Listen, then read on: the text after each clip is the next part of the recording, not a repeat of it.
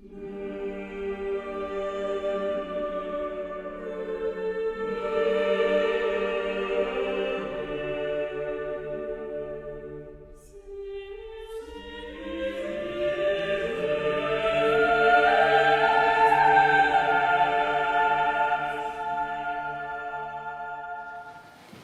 nom du Père et du Fils et du Saint-Esprit. Dans cet évangile, nous l'avons entendu, on nous parle de la porte. Certes, nous savons, parce que nous le trouvons dans les Écritures, notamment dans Jean au chapitre 10, que c'est le Seigneur Jésus qui est la porte. Il le dit, je suis la porte, qui entre par moi sera sauvé.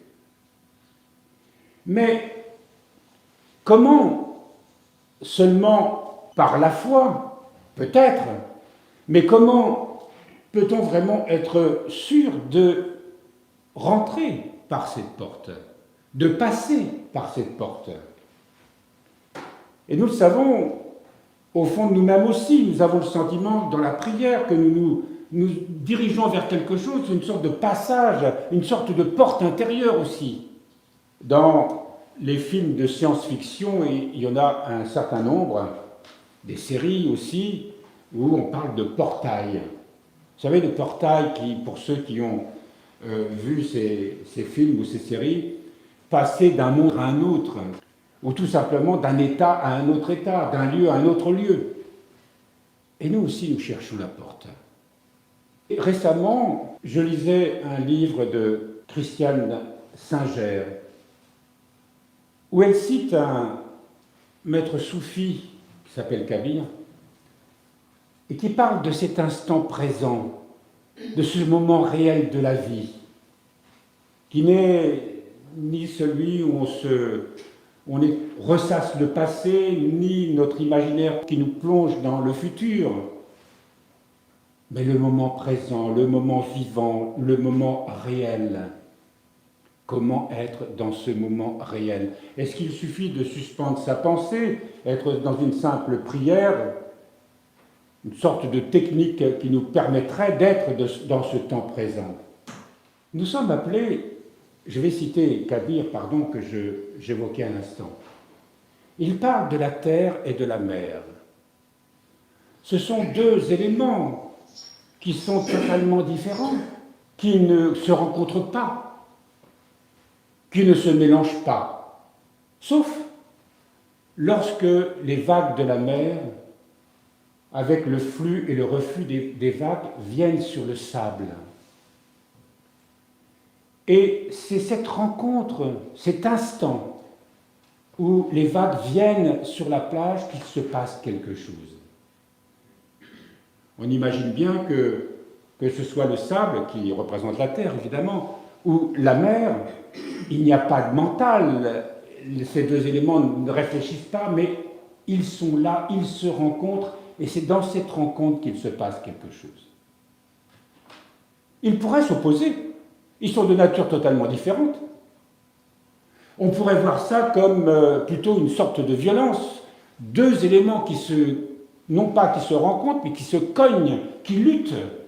Mais si nous voyons tout autre chose, eh bien cela nous donne une image de comment nous pouvons vivre nos situations. Nombreuses sont nos situations où nous sommes en conflit. On peut être en conflit avec sa conscience, on peut être en conflit avec soi, d'une manière générale. On est souvent en conflit avec les autres. On est en conflit parce que notre manière de penser ne correspond pas à ce que je vois dans le monde, à ce que les autres pensent. C'est toujours ce choc difficile qui nous oppose et qui fait que nous menons une lutte permanente. Comment faire que ce qu'on ne peut pas maîtriser, une épreuve qui nous arrive, nous ne l'avons pas demandé, ou simplement le petit agacement à l'égard de quelqu'un, ou le mot, cette petite blessure d'amour-propre que l'on peut ressentir à travers la simple remarque d'un frère ou d'une sœur. Qu'est-ce que je fais avec cela? Eh bien, reprenons cette image. Et comme nos pères nous le disent à travers des moyens différents, des images différentes, je sens qu'il y a au fond de moi une réaction. Et cette réaction est déjà le début d'un combat, d'une opposition, d'une lutte, d'un jugement. J'accueille. Il faut accueillir, il faut consentir à tout ce qui nous arrive. J'accueille, mais pas d'une manière passive en disant, bon, voilà, je me laisse complètement écraser. Pas du tout. Pas du tout.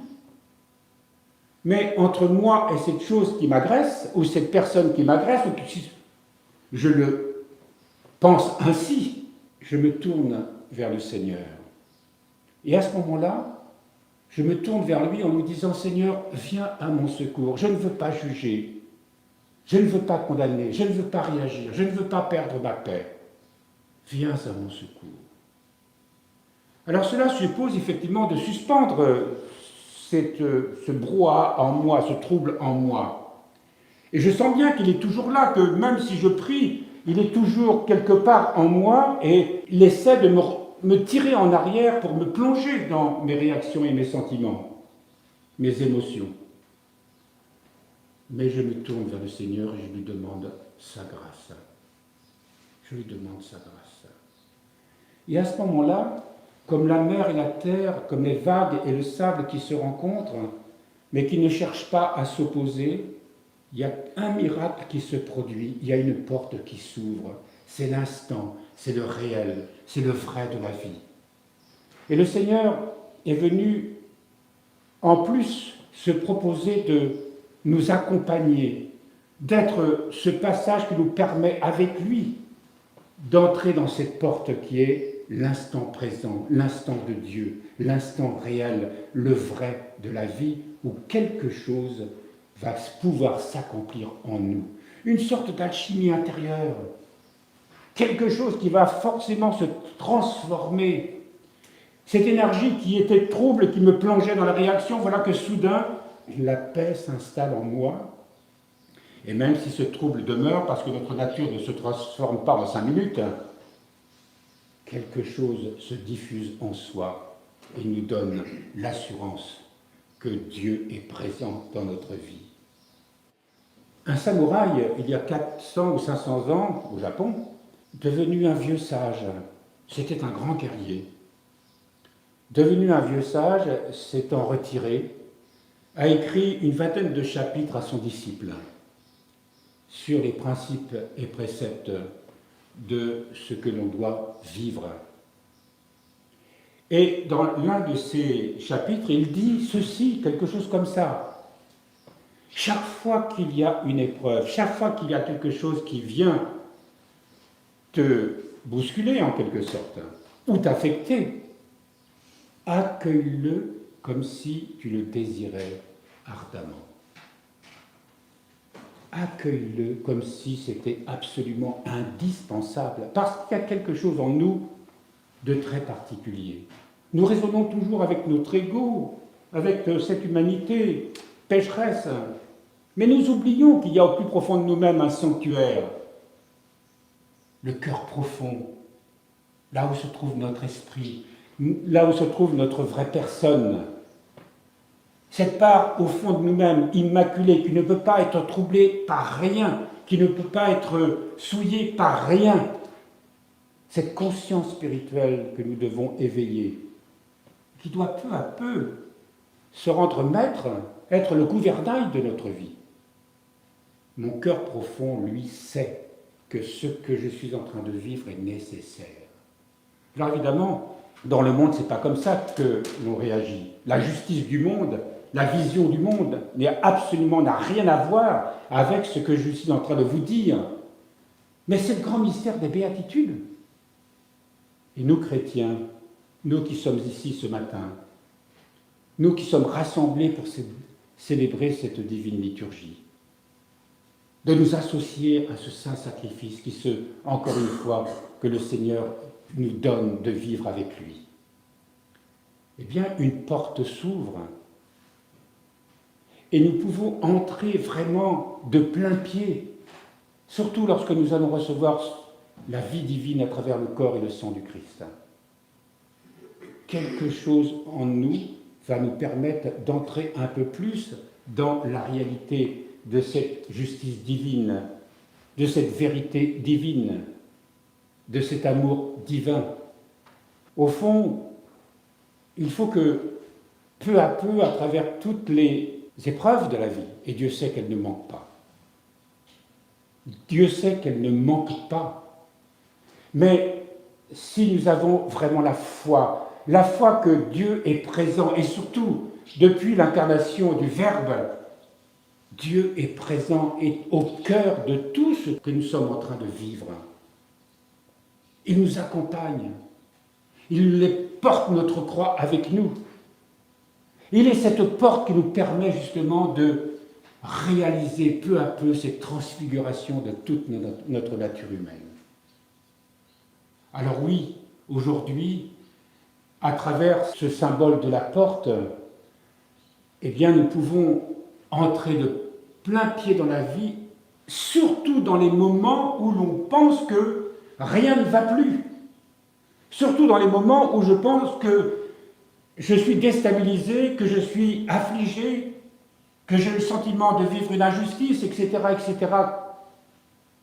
Chers frères et sœurs, accueillons, comprenons ce que nos maîtres, à travers les saints et les mystiques, nous ont enseigné, et nous connaîtrons une véritable libération. Eh bien, nous avons tout ce qu'il nous faut pour cela. Et c'est ce que nous essayons d'enseigner à travers tous ceux qui nous ont donné, à travers leurs écrits, à travers leurs témoignages, et que nous utilisons. Presque chaque instant est une possibilité pour nous d'entrer dans ce mystère et de vivre la réalité du réel de l'instant présent, qui est la vie de Dieu même. Alors, chers frères et sœurs, tournons-nous vers cette porte intérieure, et plus particulièrement quand j'ai le sentiment de vivre quelque chose qui me blesse, qui me fait mal, qui me déstabilise. Suspendons nos pensées, suspendons nos réactions. Comme cette mer et cette terre, comme cette vague qui arrive sur le sable et qui se mélange, accueillons-la, cette épreuve. Et ouvrons-nous vers le Seigneur. Et à ce moment-là, la porte s'ouvrira. Et la lumière de Dieu entrera. Et la puissance de l'Esprit se manifestera. Et elle viendra éclairer notre cœur. Et elle nous guidera. Elle nous donnera la force. Elle nous donnera le discernement. Nous entrons là, dans ce chemin intérieur, que seule cette petite porte dont parle l'Évangile, cette porte, cette voie étroite et resserrée, permettra de vraiment renaître dans cette résurrection que nous avons célébrée à Pâques, dans la réalité et la puissance de l'Esprit Saint que nous avons reçu à la Pentecôte. Ce mystère peut s'accomplir en nous, se révéler en nous, se réaliser en nous dans le ici et maintenant à chaque seconde de notre vie.